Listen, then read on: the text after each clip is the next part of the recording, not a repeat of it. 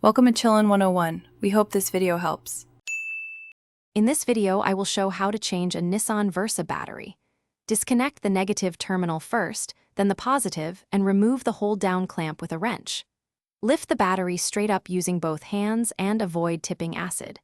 Clean the tray and terminals, inspect cables for corrosion, and apply terminal protectant.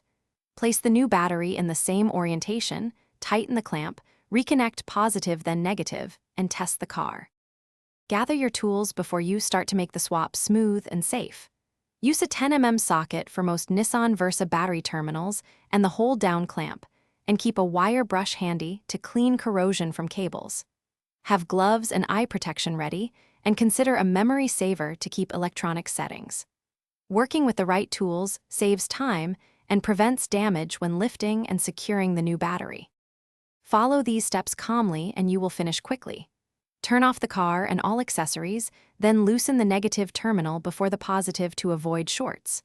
Remove the hold down and lift the old battery straight out, then clean the tray and cable ends.